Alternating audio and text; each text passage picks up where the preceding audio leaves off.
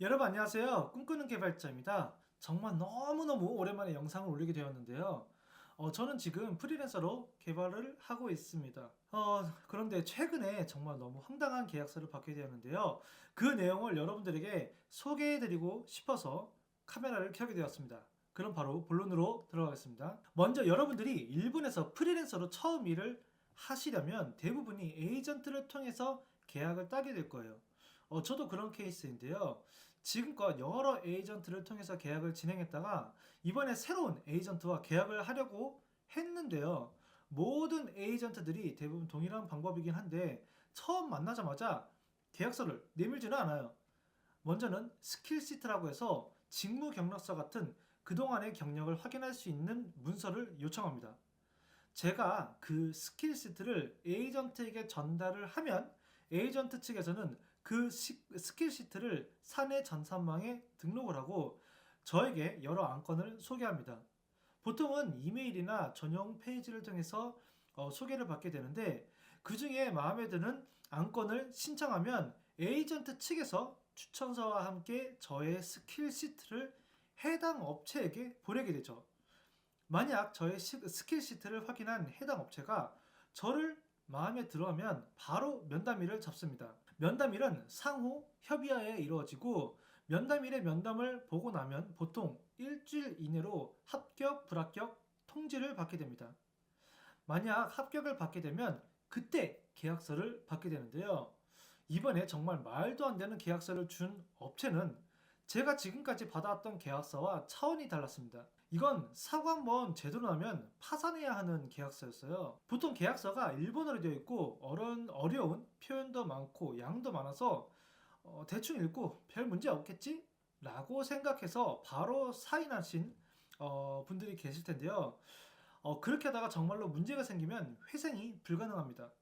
그럼 구체적으로 어떤 내용의 계약서였는지 바로 보여드리겠습니다. 이번에 제가 계약을 하려고 했던 에이전트는 라는 회사였습니다. 이 회사의 특징을 먼저 설명드려야 계약서의 이해가 쉬우실 텐데요. 이 회사는 업체가 면담을 한 프리랜서를 채용하겠다는 의사를 보이면 와 업체 간의 계약을 맺습니다. 계약이 성사되면 이 계약서를 베이스로 새로운 계약서를 작성하고 새로 작성한 계약서를 저에게 전달합니다. 단, 이 계약서는 저를 채용할 업체와 직접 계약을 맺는 것이 아닌 사라는 에이전트와 맺는 계약서가 됩니다. 3자 계약도 아닌 1대1 계약이죠. 즉, 라는 에이전트에 소속이 되어서 합격을 통지한 업체에 가서 일을 하게 되는 방식인 거죠. 뭔가 여러분들이 생각하는 프리랜서 계약 방식이 아닌 것 같죠? 그럼 자세한 내용을 하나씩 뜯어볼게요. 지금 보고 계신 화면이 실제로 제가 받았던 계약서인데요. 무엇이 문제인지 하나씩 확인해 볼게요. 먼저 계약이다 보니 누가 누구랑 계약을 하는 건지 등장인물이 필요하죠. 여기서의 갑은 라는 에이전트를 말하고 을은 일을 하고자 하는 저를 말합니다. 이 회사의 특징 두 번째는 서로 다른 계약서를 두 개 사인해야 한다는 점이에요.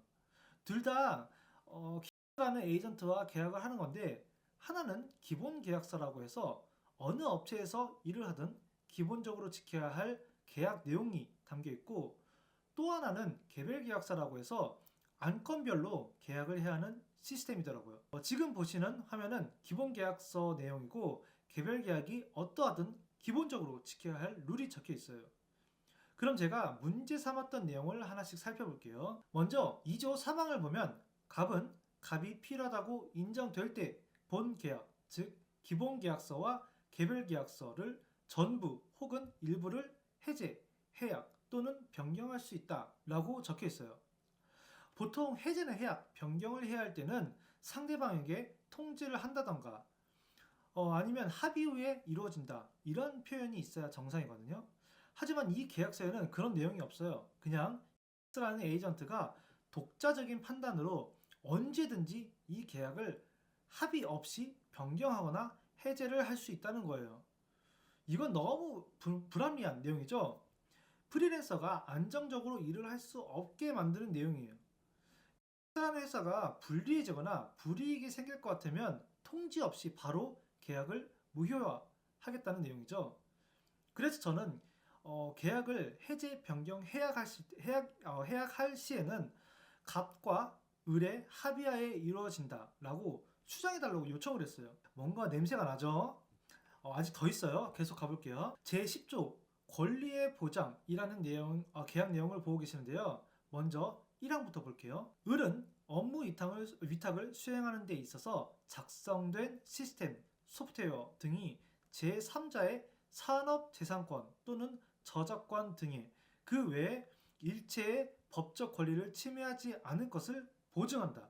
2항 업무 위탁을 수행하는 데 있어서 작성된 시스템, 소프트웨어 등이 제3자의 저작권 등을 침해하고 있다는 것을 제3자가 주장하였을 경우 그 책임이 을에게 있을 경우 을은 갑에게 영향이 가지 않도록 책임을 지고 최대한 빨리 문제를 해결한다. 마지막 3항 을은 1항과 3항에 의해 갑에게 손해가 발생하였을 경우 간접적, 파생적 손해를 포함한 일절의 손해를 배상한다. 이게 무슨 말이냐 하면 예를 들어 제가 A라는 업체에 들어가서 일을 하게 되었는데 그 업체에서 만든 시스템이 제3자의 저작권을 침해하는 시스템이라고 해볼게요. 나중에 제3자가 나타나서 저작권 침해에 관해 손해배상 청구를 하게 되면 A라는 업체는 X라는 에이전트에게 손해배상의 책임을 떠넘길 수 있고 라는 에이전트는 프리랜서인 저에게 손해배상을 청구하겠다는 뜻이에요. 이건 정말로 그러한가 싶어서 라는 에이전트랑 구두상으로 확인한 내용입니다. 뭐 이런 계약이 다 있나 싶죠? 이건 한 개인이 책임질 수 없는 내용이기도 하고 설령 책임을 진다 하더라도 배상 금액의 한도가 정해져 있지 않아서 문제가 생기면 너무나 큰 리스크가 큰 내용이기도 했습니다. 그래서 저는 다른 에이전트에게 제10조 내용은 개인이 책임지기 어려운 내용이니 삭제를 해달라고 요청을 했죠. 다음으로 제17조 손해배상에 관한 계약 내용인데요.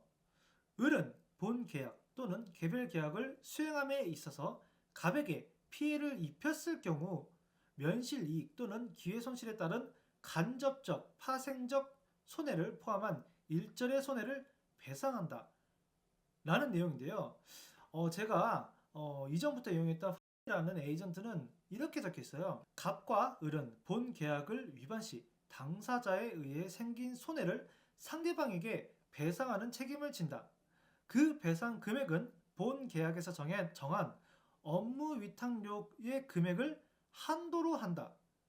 단 고의 또는 중과실에 의한 경우 이에 따르지 않는다. 여기서 다른 부분을 비교하자면 는 갑과 을이 동등한 입장이고 서로에게 피해를 입혔을 경우라고 표현하지만 라는 에이전트는 그렇지 않죠.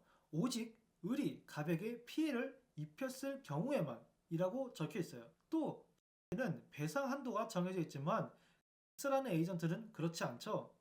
그리고 피해 범위도 X라는 에이전트의 계약서는 상당히 광범위해요. 직접적인 손해뿐만 아니라 간접적 손해는 물론 기회 손실을 비롯한 파생적 손실도 프리랜서가 배상해야 하죠. 사람 일이 무슨 일이 벌어질지 모르는데 모든 책임을 프리랜서에게 떠넘기려는 속셈이 정말로 치를 떨게 만드네요. 다음으로 제19조 계약 해제에 관한 내용인데요. 다 읽지는 않고 몇 가지만 추려서 읽어볼게요. 먼저 1항 갑은 을이 다음 중 하나라도 해당할 경우 본 계약 또는 개별 계약의 전부 또는 일부를 통지 없이 즉시 해제할 수 있다. 1 건너뛰고 이 내용을 보면 업무 위탁의 완수가 어렵다고 갑이 판단할 경우 다음 2항 갑이 이 조항 1항에 해제를 하고 손해를 입었을 경우 을은 해당 손해를 배상한다.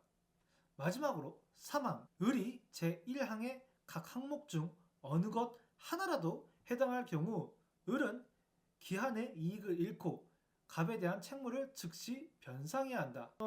이 부분은 정말로 이해가 안 되는 내용이 너무 많아요. 극단적인 예를 들면 이런 경우에도 변상을 해야 한다고 합니다. 예를 들어 제가 한동안 일을 못할 정도로 우울증에 걸렸다고 칠게요. 그래서 진단서를 제출하고 한동안 쉬기로 합니다. 그럼 제 19조 1항의 2번에 의해서 X라는 에이전트는 계약을 해지할 수 있게 됩니다. 여기까지 문제가 없어요. 문제는 제19조 2항과 3항이에요.